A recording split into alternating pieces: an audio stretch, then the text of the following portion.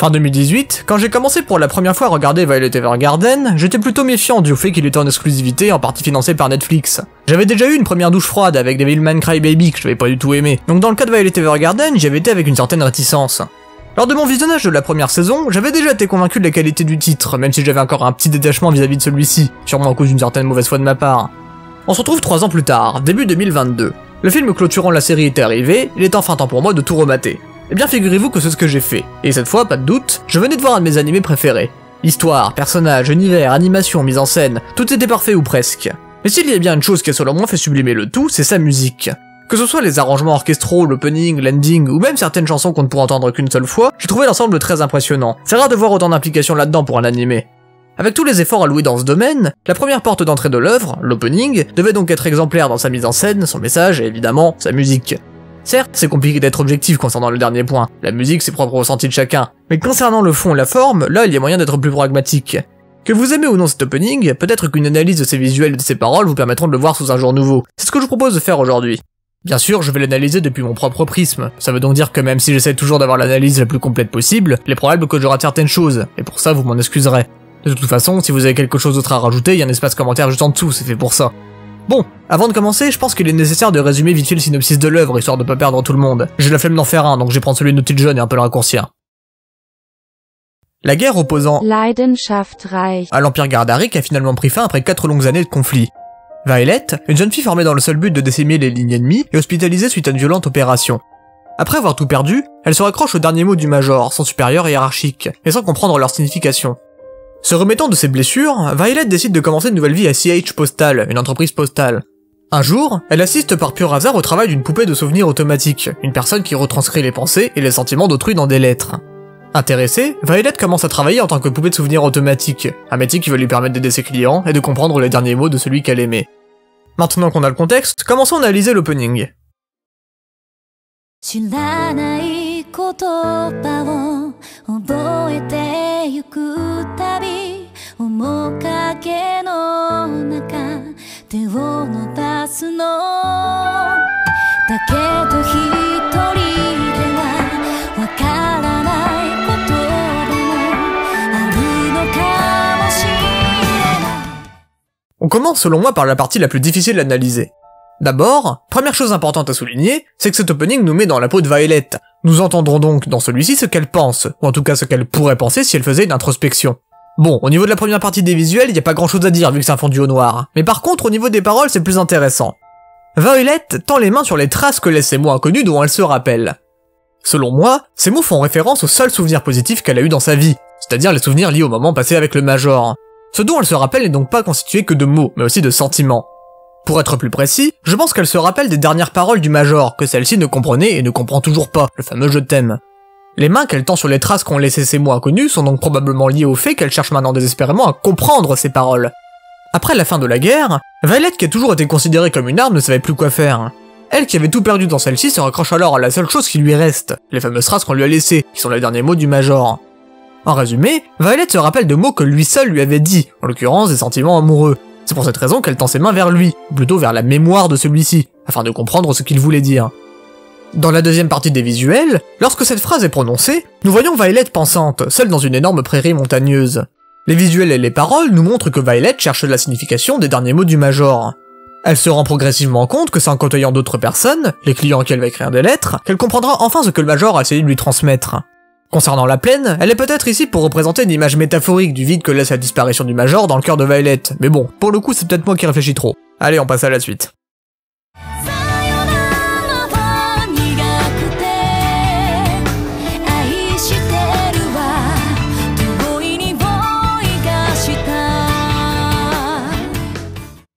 Les au revoir font évidemment référence à la disparition du Major, et l'amertume au regret que Violet a de ne pas avoir pu le sauver. On voit ce moment dans les visuels qu'il fait nuit, une symbolique bien connue pour représenter la tristesse et le désespoir. Mais plus que ça, elle représente aussi la mort. Cette partie donc peut être ici pour représenter le Major. Dans la suite, les je t'aime renvoient aussi à ces mêmes mots qui étaient adressés à Violet. Le parfum lointain de ces je t'aime montre qu'elle se remémore celui-ci, maintenant parti loin d'elle étant donné qu'il est porté disparu. On voit de plus pendant les visuels de cette phrase une violette, cette même fleur qui inspira le Major pour donner un nom à la jeune fille qu'il venait d'avoir sous ses ordres.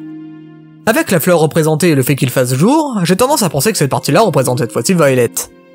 On peut aussi constater un réel effort de cohérence et de munitie entre les visuels et les paroles, avec le fait de montrer une violette pour représenter à la fois le parfum mentionné dans les paroles, et à la fois, évidemment, Violet. Même si en faisant des recherches, j'ai appris que ce type de violette, la Viola canina, n'avait pas d'odeur, mais bon, on peut pas tout avoir.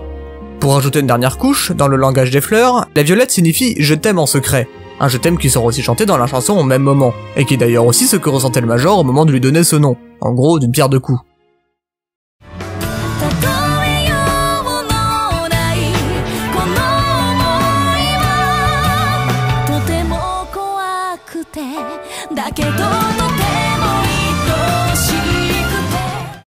Encore une partie plutôt dure à analyser, cette fois les visuels vont bien m'aider. D'abord, de quel sentiment est-il question dans les paroles?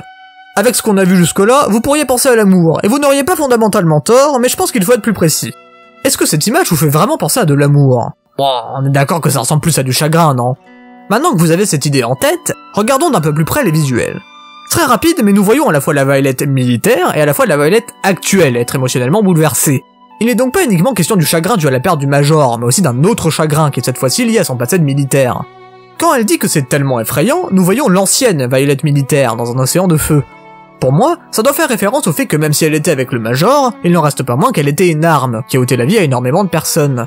Même si, à l'époque, elle ne ressentait rien, après avoir pris du recul à la fin de la guerre sur ce qu'elle avait fait, elle s'est rendue compte de toutes ses erreurs, puis a craqué. C'est justement ces erreurs passées qui maintenant la terrifient.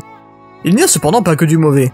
En effet, lorsqu'il est chanté que ce sentiment était précieux, on nous montre le pendentif que le Major lui a donné. Cela doit signifier que même si, maintenant, ces erreurs faites pendant la guerre la terrifient, elle n'oublie pas que c'est pendant cette même période qu'elle a rencontré le Major, une rencontre extrêmement précieuse à ses yeux.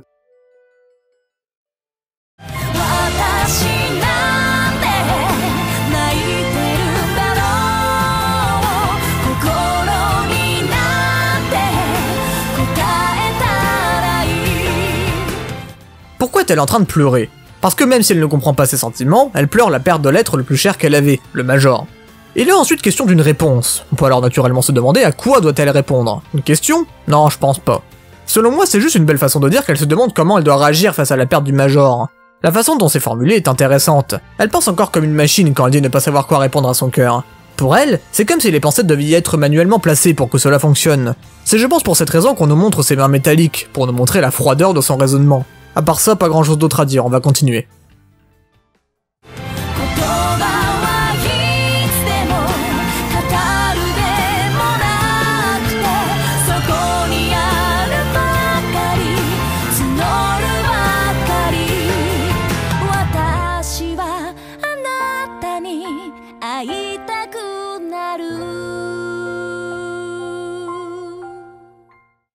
Violet commence enfin à comprendre que ce ne sont pas les mots qui sont le plus important, mais les émotions qu'on essaye de transmettre derrière.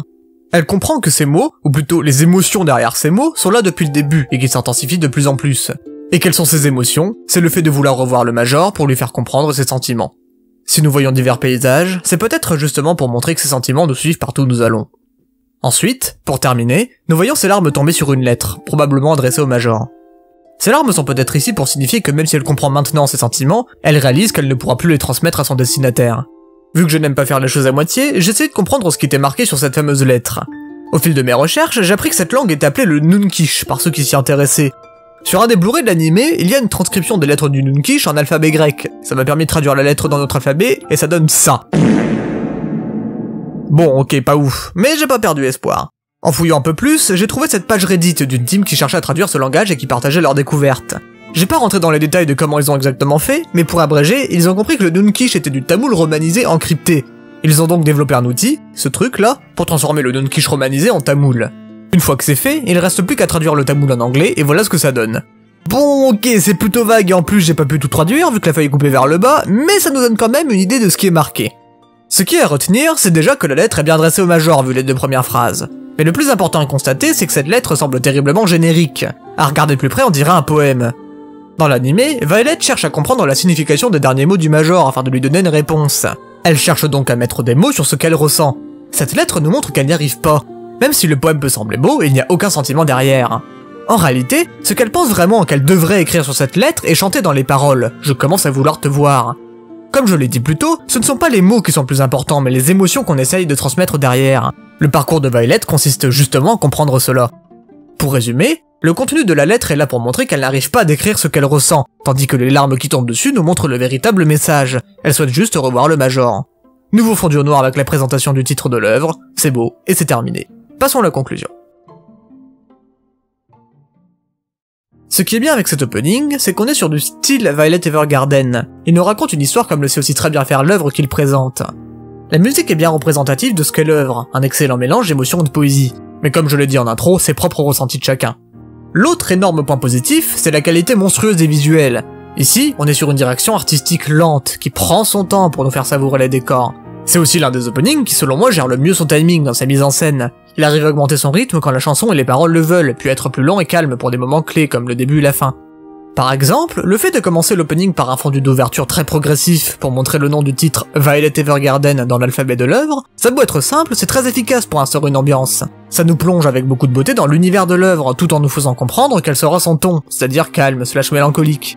Outre ses grandes qualités sonores et visuelles, il est aussi intéressant de constater qu'il arrive à avoir un excellent fond tout en réussissant à ne presque rien spoiler, ce qui est une bonne chose quand on sait que les openings sont souvent la porte d'entrée de nombreux spoils qui nous gâchent les surprises. Grâce à tout ça, je considérerais toujours cet opening comme un classique qui peut plaire à celui qui ne connaît pas l'anime comme à celui qui aime chercher les détails. C'est donc un de ces rares génériques à 2 étages. L'étage de l'excellente qualité globale qui peut plaire à tout le monde, et l'étage des détails qui peut plaire à ceux voulant approfondir leur compréhension de celui-ci.